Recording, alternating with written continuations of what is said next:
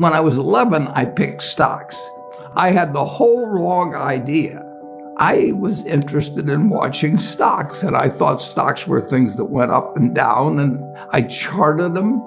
I read books on technical analysis. I read Edwards and McGee. I think that was the classic then, hundreds and hundreds of pages. And I read that whole thing over and over again. I read everything. And I thought the first 8 years, I thought the important thing was to predict what a stock would do and predict the stock market.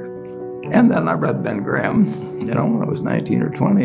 And I realized that I was doing it exactly the wrong way, but it didn't hurt that I had that background and everything.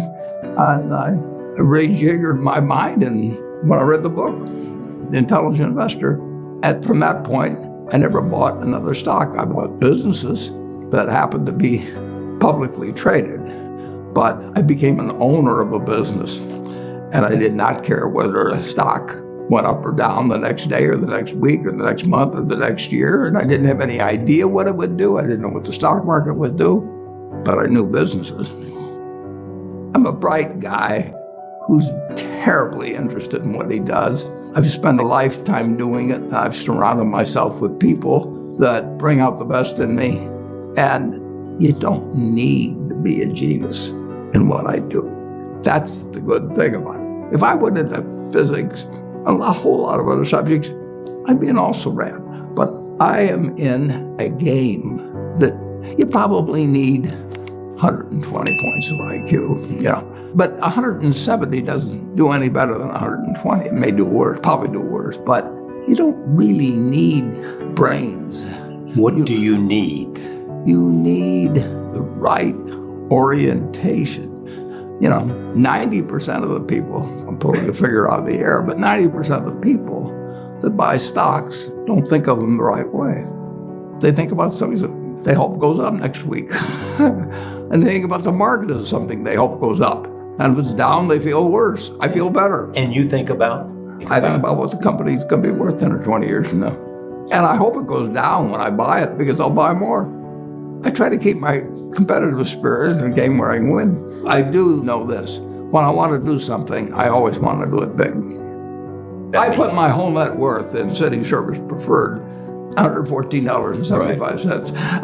And I've never, since that day, and March 11th, 1942, I have never had less than 80% of my money in American business. You can call them stocks. Or equities. But I see them as American business. I've owned a piece of American business, at least 80% at all times. I don't want to own anything else. I want to own a home and things my family wants and all that. But owning 5 homes doesn't mean anything to me because I can be happy in one home and there's a certain amount of things that go wrong with everything. And if I got 2 homes, I know I've got more problems and I don't have more happiness. What brings you the happiness? What makes me happiest is what I'm doing. I enjoy 2 things about it. One, I know I'll win over time. That doesn't mean I'll beat everybody else or anything like that, but I'm in a game that's very, very, very easy if you have the right lessons in your mind about what you're buying. I'm not buying stocks. I'm buying pieces of overwhelmingly American business. And I'm happy when I'm doing it. I'm happier when stocks are going down because I can buy more of them with the same amount of money. I'd be happy if I was a farmer. I'd want farmland to go down so I could buy more acreage. It just makes sense. I'll tell you the second thing I really like. I like being trusted by people. I would rather do what I do with partners than do it sitting in a room myself, even though I might make more money that way. Let's pretend there is no stock market. Let's say I had to buy these privately, like you buy a farm privately, like you buy an apartment house privately. They're investments. So you're looking to say, what can I do with money I've saved to put it away so I feel good about getting it back later under any circumstances, but not necessarily on a given moment.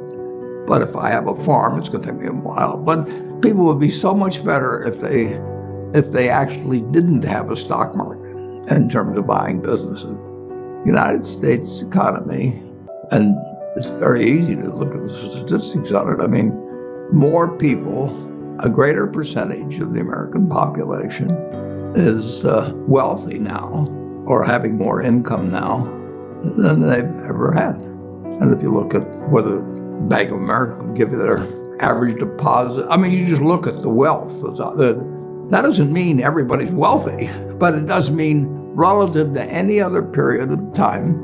I mean, people have more money now. They get mortgages at lower rates than they've ever gotten. So if they want to buy a house or something, right today, you live in an environment where the bottom 2% in terms of income in the United States, the bottom 5%, and for sure the top 1%, all live better than John D. Rockefeller was living when I was 6 years old. John D. Rockefeller was the richest man in the world. And today, you can get better medicine, better education, better entertainment, better transportation. You can do everything better than he could. It's astounding. That's in my lifetime. If he wanted to watch a football game, he still had to go there.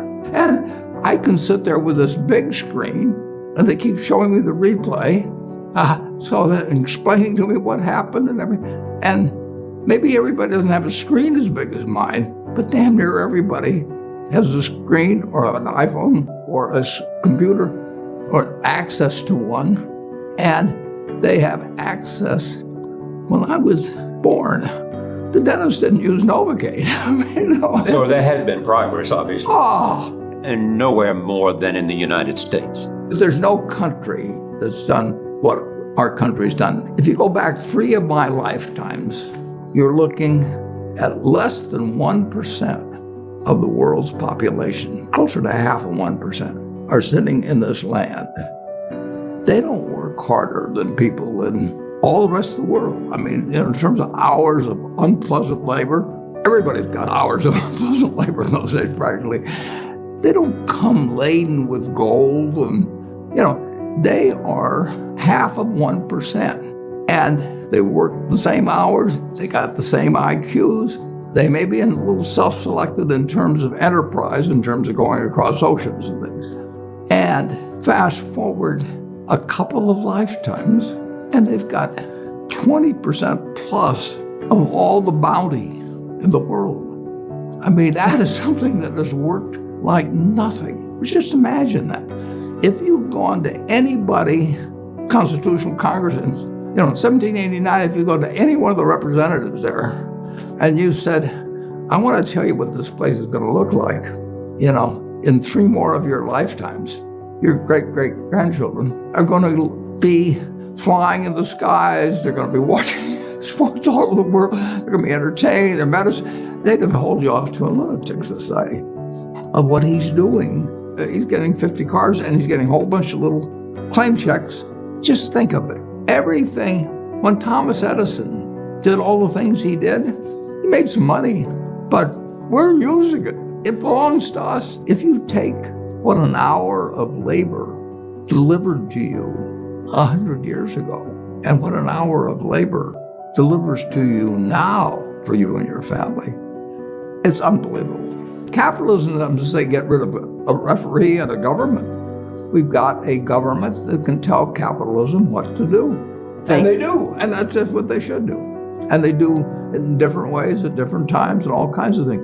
But it's claim checks on future output.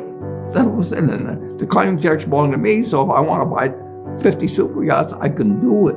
But what does it mean to me? It can buy more things for other people that are useful to them. It's not evil.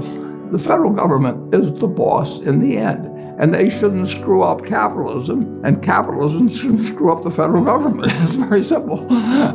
It's evolving, always. We started in 1789. We had business, and it's gotten far, far, far, unbelievably more productive for people. And the only thing it can do with what it produces is give it to other people. It isn't like the 50 richest guys in the country can say, I'm just going to eat everything. They're turning out products. iPhone that I have, which I'm probably the least capable guy in the world of working with it, but it makes life better. But that comes with government. So far, we've got the best system. We've got a better system than we used to have, and we'll have a better system 50 years from now. Why are you so sure? Well, I've seen 91 years of it. I've never seen a period where I didn't believe that. Not every aspect. We can go backwards in some, and no, it's not. But it's unbelievable what has happened. I mean, just think of it. You know, we've had a civil war. We've had a Great Depression. We've had all these things.